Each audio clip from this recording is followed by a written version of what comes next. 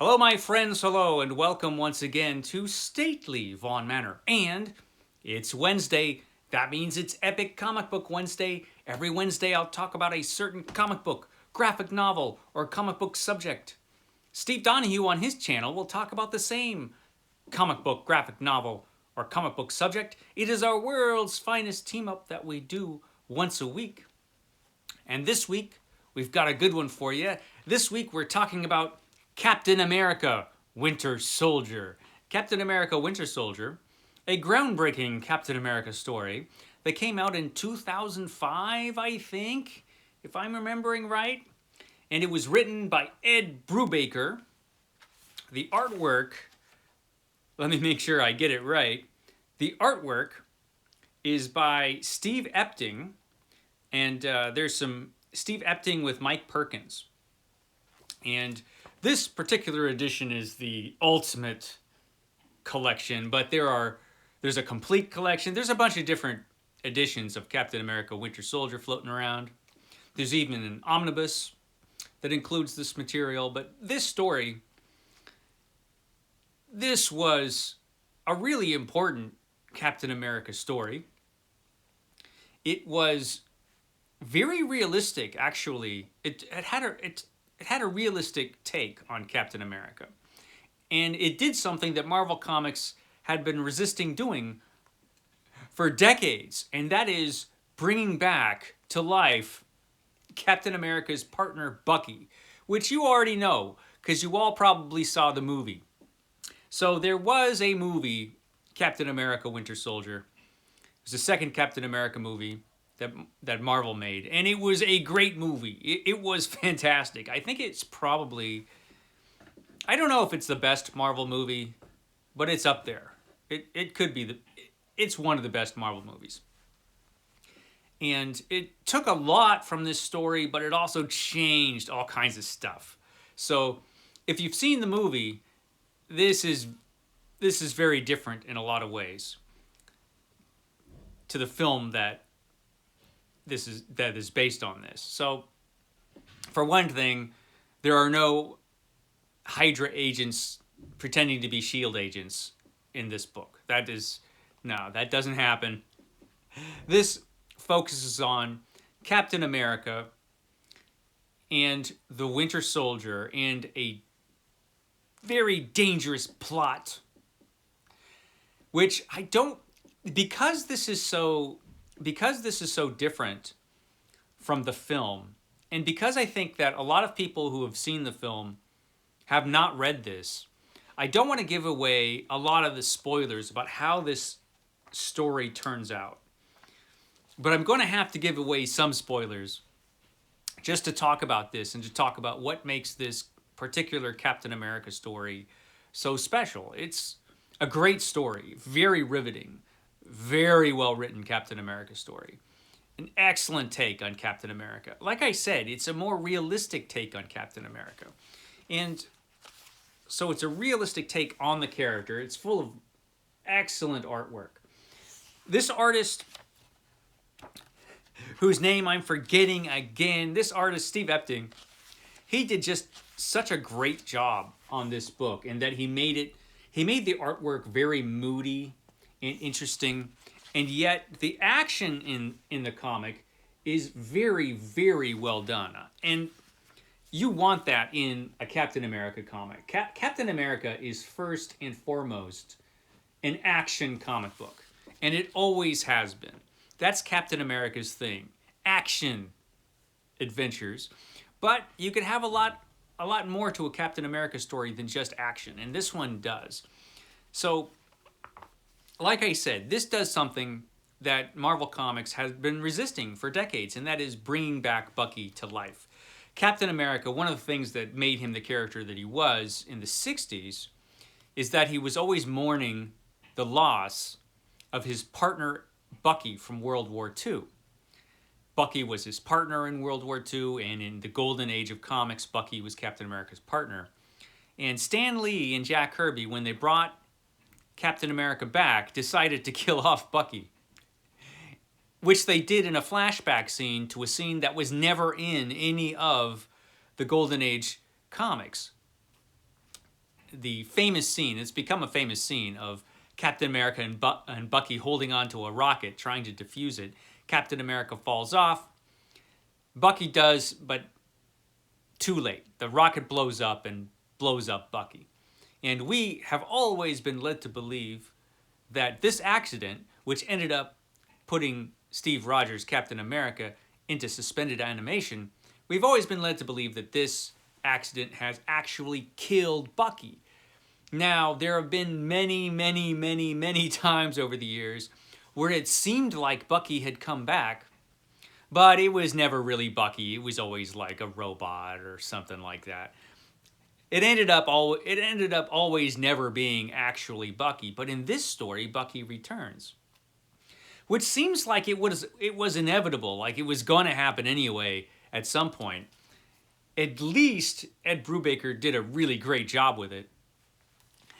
He did a great job in bringing Bucky back. The origin is close to what you might have seen in the film for Bucky, in that he was blown up from the rocket. His arm was blown off, but he was recovered by some nefarious villains and turned into a weapon.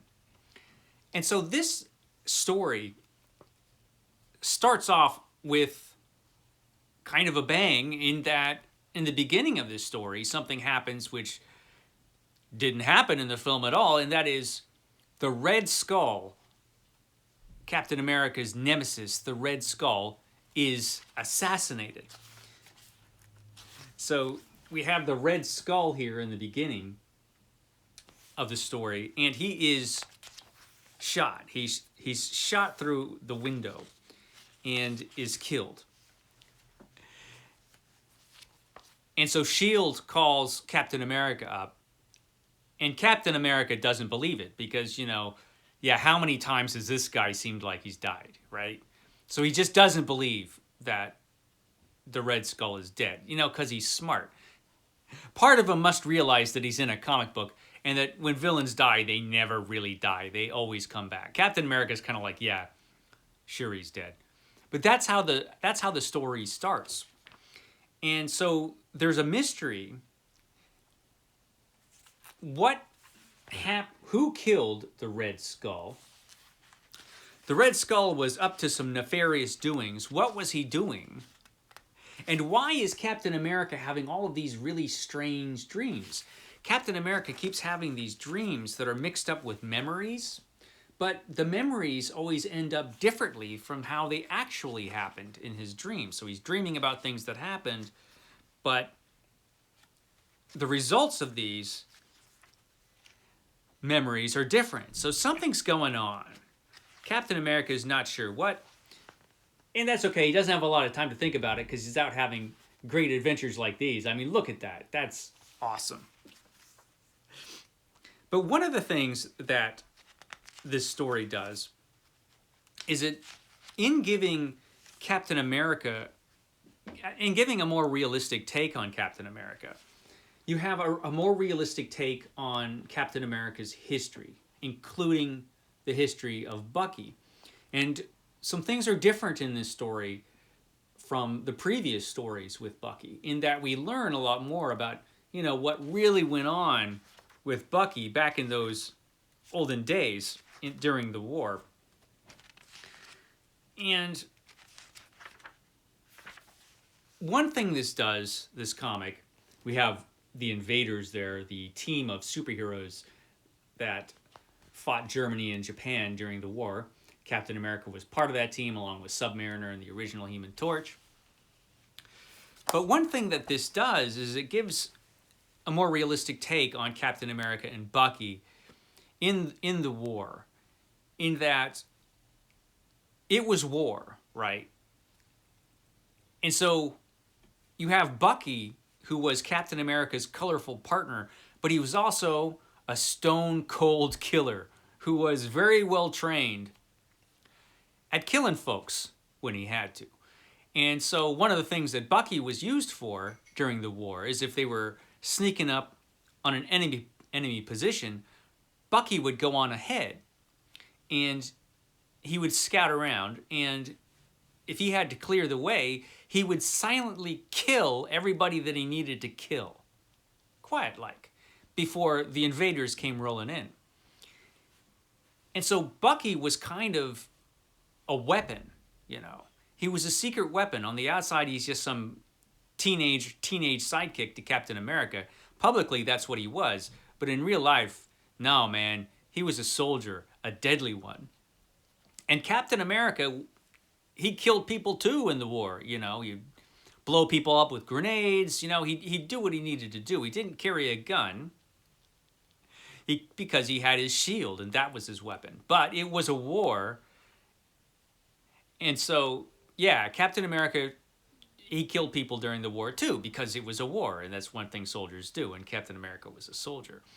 So this gives that kind of ugly side to war and Captain America's and Bucky's past that you just didn't see before all that much.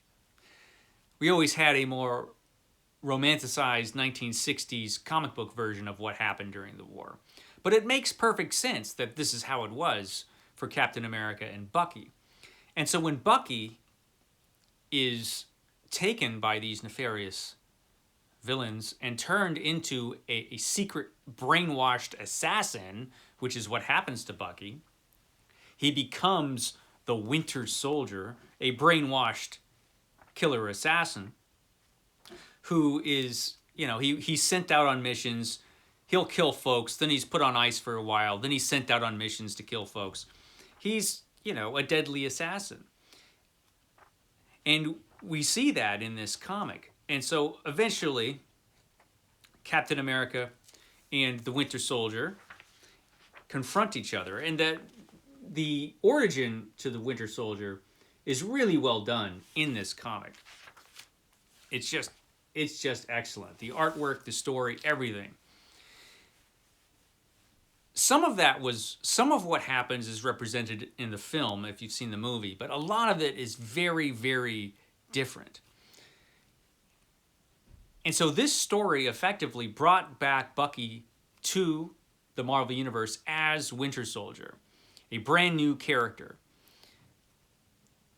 And it was great. You know, I would have been skeptical of the idea of bringing Bucky back. I would have probably been against it. I was against the idea all those years, and I think most people were satisfied with Bucky being gone. He was like one comic book character who just never came back. He was always dead. Even when he seemed to come back, he was really dead. And there was like, you know, other characters taking on the mantle of Bucky or Captain America's partner, but the original Bucky was dead and gone. So in this story, all that has changed. Bucky has returned. But the way that it's done, the way that Brubaker does it is just so good. And the story is of such high quality. I highly, highly, highly recommend it. This is a great action thriller featuring great artwork and just a really interesting story with some great flashbacks from World War II Captain America. It's just awesome. It's an awesome story. I highly recommend it. If you're into comic books and you haven't read this story, you should read this one, because this one's excellent. And it's the kind of thing, like I say, it's so different from the film that the film won't have spoiled this for you, really. This has enough that's different to make it, you know, compelling and interesting, even if you've seen that movie, which was great. It was just great in a different way. Okay, guys, that's all I have to say about Captain America Winter Soldier. Be sure to tune in to Steve Donoghue and see what he has to say about it. Okay, guys, I will catch you next time.